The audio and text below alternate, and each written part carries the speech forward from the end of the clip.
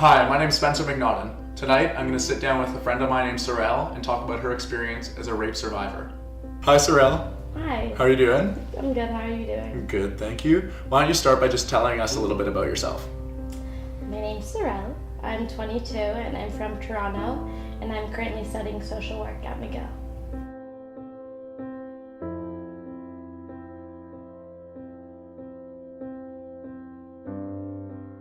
You told me before you've told about a dozen people at this point. Obviously, this is likely going to be shown to more people than that. Why did you want to do this? Why did you agree to do this? Like I said before, I really feel like silence has that rusty taste of shame, and it's not something I want to hide. I didn't do something wrong, and somebody went out of their way to intentionally rape me. And I didn't plan for that to happen. I bought a drink and I drank my drink. And I shouldn't have to worry about something like that. And neither should somebody else that something happens to. And I want to speak up because I want other people to speak up about the big things and the little things, because they all matter and they all shouldn't happen, because no means no, no matter what.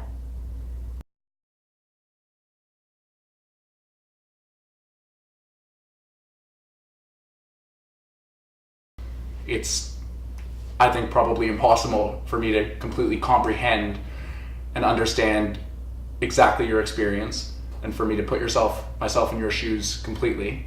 I appreciate the fact that you've come here to share your experience and your individual and unique experience with me, so maybe I can better understand where you're coming from, and maybe other people watching can understand where you're coming from.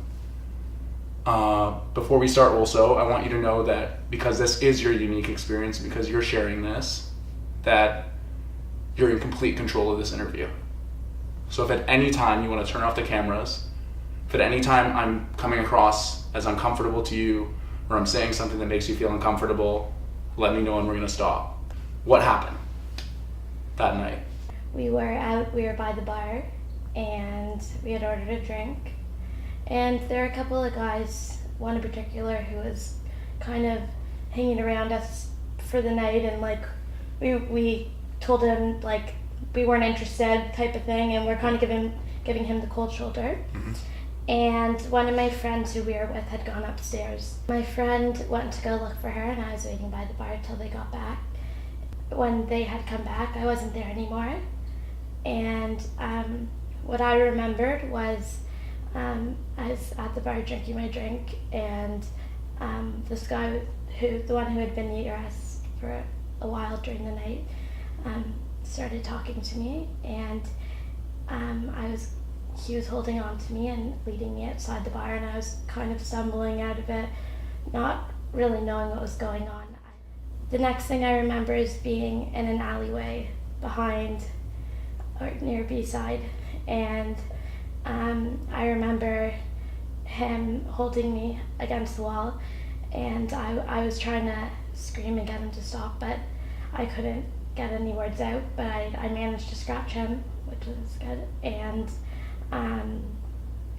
the next thing I remembered was I was in the hospital the next morning. I woke up and there were doctors around me and a police officer and a social worker, and they had explained to me that they found me in the alleyway, and I was naked except for a bra. I couldn't really comprehend the situation. I was lying in a hospital bed, alone, and I didn't know what was going on. Yeah.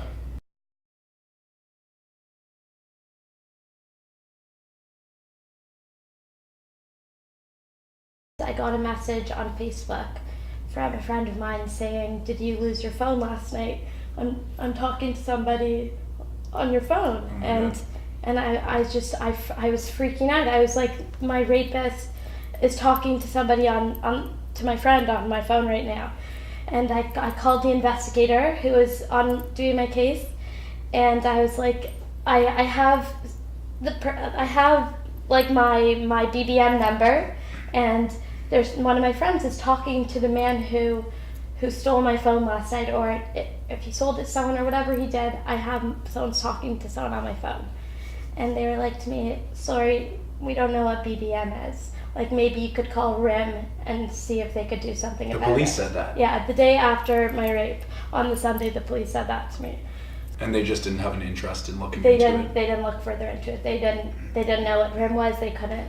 That was it. I could deal with it on my own. I could investigate.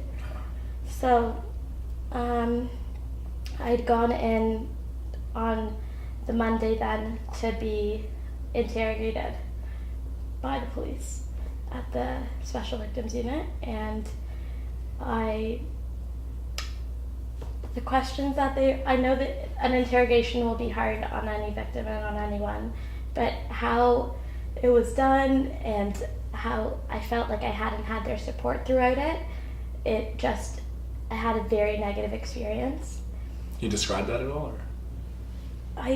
I didn't feel like they were there to try and help me find someone. I felt like they were looking for ways that it could have been something that I maybe had done wrong, or maybe and I know there are questions that they have to ask that could lead victims to thinking that, and it could have been that I had a negative experience that brought it to that, but it was a consistent feeling I had throughout the whole time I kept seeing them. And I had bruises and cuts on me from the incident, and normally they would take pictures of it immediately at the hospital or send you to the station immediately to have it done, but I had to book it with them, and they wanted to book it for that Friday when it happened on the Saturday, and I had to beg them to want to come on the Wednesday, and it was like I was begging them to come and investigate a crime that happened to me while I was still going through this trauma.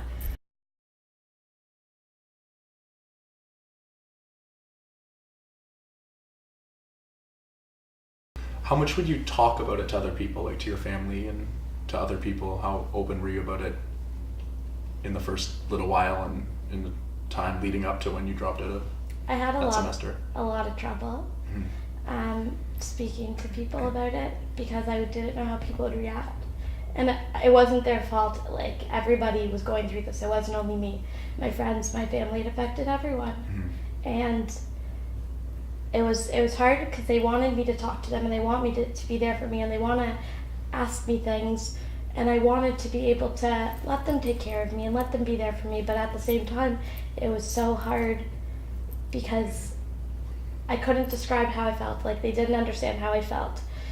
And when I even withdrew from school, I was lying to half the people that I was still in school. People would ask me how exams were and stuff, and I just had a terrible exam, failed it. But I was having a lot of trouble telling people because I didn't know how they'd react, and I didn't want people to treat me differently because, of course, they're going to feel bad, and I'm thankful for that. Yeah. But I don't want to be seen as the victim to everybody or a survivor to everybody.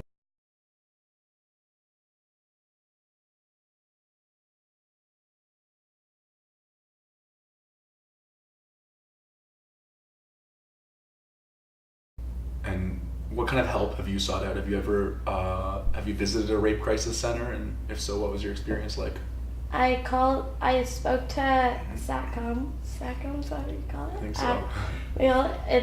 They help with victims of sexual assault at McGill, and they were helpful for giving me information for different resources, but the only person who I really spoke to and have continued to speak to is someone at the McGill counseling services, and they have been amazing, and I have continued to see them and still do.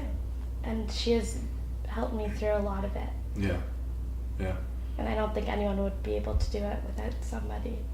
You think it's been really helpful that you've had that very support? important for anybody to get support. It's not something that you can handle on your own, and it may not be comfortable for you to speak about it with your friends or your family, but it's somebody. You need to get it there.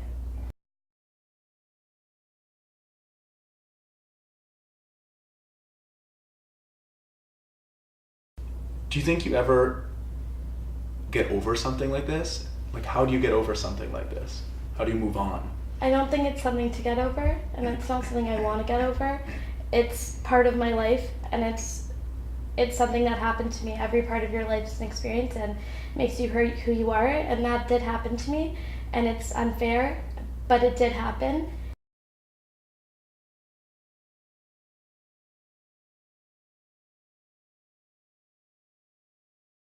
Also, in the research that I did, it says that rape is the most underreported crime. So crazily underreported. Any idea why that is?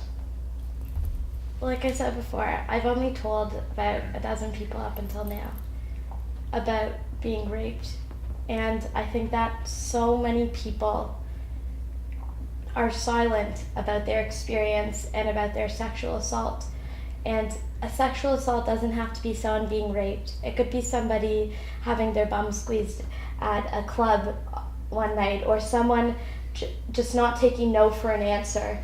And I think that people are scared that people are going to judge them, that they're maybe overlooking something or making a big deal out of something that's not, or they were acting in a way that they did want that to happen to them. A lot of it is because they put the blame on the victims, and they look for reasons in case it's like a football star or someone who's a big deal. They don't want to blame somebody else or a coach or something. It's easier to just blame an innocent girl or try to find a way around it. So maybe shame them into hiding it type thing. And I've noticed that a lot more now, and I think it's absolutely terrible.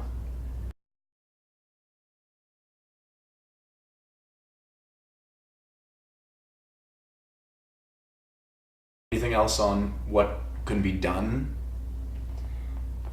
to make this victim blaming, as you might describe it, as less of an issue, or as... I think that people just have to... Nobody knows how to react in a situation when somebody tells you that something happened to them, but you have to always be sensitive to it. If someone tells you something, even if they're joking around that somebody grabbed their bum or someone wasn't leaving them alone, care about it. Show them, act like that's something to you, even if it's something little. Show them, you know what, that little thing, it mattered. You should be telling me when these things happen, because they do matter. It's not just a little nothing. Don't make a joke of it. And people have to just really try and acknowledge and be aware of all these things going on, because it's not just the extreme things. It happens all the time, on campus, downtown. We're in a busy place. It always happens. And it's important to be aware and to talk about it so we can stop it from happening. Amazing. I appreciate your bravery, your courageousness, and like your ability to be so vulnerable to say exactly what you wanted to say about the experience that you had. Thank you. I appreciate taking the